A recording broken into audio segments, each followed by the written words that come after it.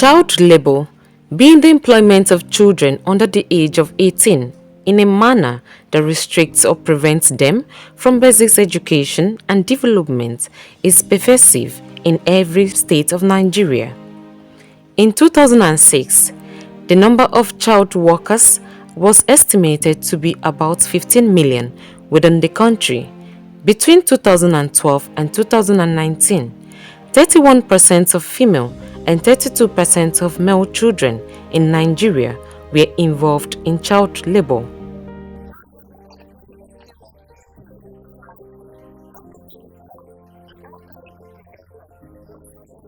Child labor is a way of using children, for free labor and, trying to use them without payment, which is actually wrong. Because indeed, a child is somebody that you are supposed to take care of. A child is somebody that you are supposed to protect. A child is somebody that you are supposed to educate up to a level whereby the person is individually responsible for himself. But when you put a child into labor, it means that you have taken away what he's supposed to contribute to the society. He's somebody that you have used, and at the end of the day, he is not productive anymore. And when he's not productive, what is he going to contribute to the society? Nothing. So why don't we try and educate these children to be responsible citizens of our country? And when they are responsible, you will see at the end of the day, they are able to take care of the country. They are able to be something that our country will be proud of. And when we are proud of them, we can definitely say that we are leading for a better future.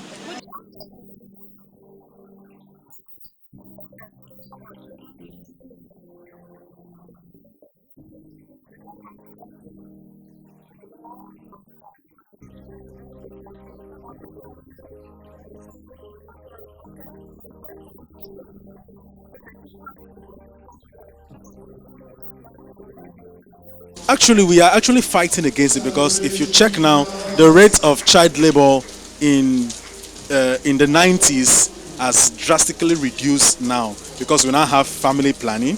Not like my late uncle had 12 children, and he will even tell you that if he had the opportunity, he will have more. But is there resources to take care of those children? Because child labor has to do with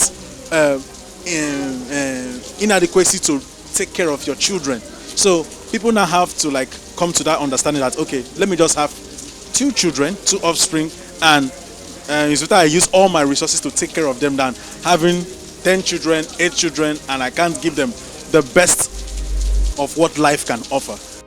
In Nigeria, it is particularly prevalent due to poverty, lack of access to education, and a cultural acceptance of children working from a young age. Many children are forced to work in dangerous and exploitative conditions, depriving them of their childhood and putting their health and safety at risk.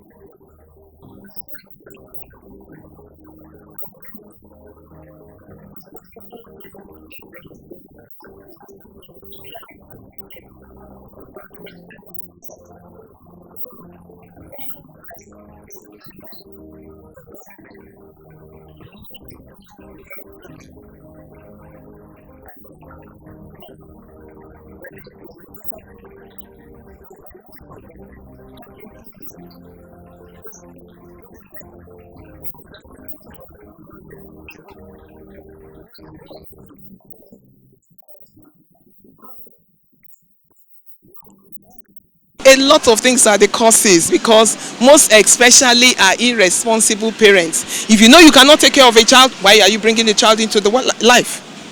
You are supposed to be the one to take care of this child, not the child to take care of you. So most people are very irresponsible. You bring up a child and then you now tell your child to go and be working, hawking to bring money back to you. No, that is irresponsibility. Secondly, it's, well, let's say illiteracy. Because when you are not a literate person, you cannot take care of your child.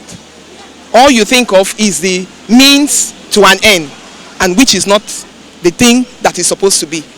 As a parent, you are supposed to take care of your child so that that child will come out better than you. Not for you to say, oh, come and take care of me in the future.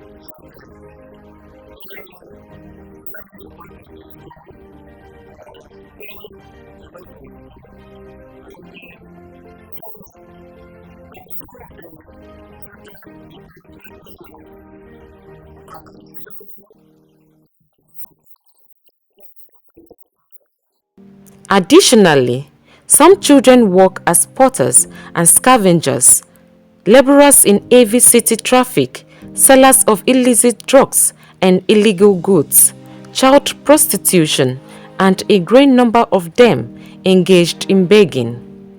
Some are even trained to go and rob and steal for tiger adults and guardians, among others. The consequences of child labor are severe and long-lasting. Children who are forced to work at a young age are denied the opportunity to receive education and develop the skills they need to succeed in life. They are also at greater risk of physical and emotional abuse. Early child prostitution, criminality and possession of criminal skills, increased general poverty and underdevelopment in society, as well as health problems caused by working in hazardous conditions. My business is about buns. We produce egg roll, we bring it out for sales. After production, I sell from afternoon till around 4 o'clock in the evening. Because we have to do production during the morning time till it is afternoon. My brothers sometimes, if during holidays, they also sell the buns as well. But anytime they think there is mid-term break, they also sell as well. But during school time, they do not sell. I'm the only one selling. What I have to say is that education is the best. whatever you are doing, you should put education first because education is the light. So they have to, like, because of the economy, because the way things are, they have to merge education and maybe after going to school, they come back, they do some of their school homework before they come out for sales. Sometimes, mostly the men, they want to harass you, using some sexual innuendos on you, but you just have to apply sense and move away.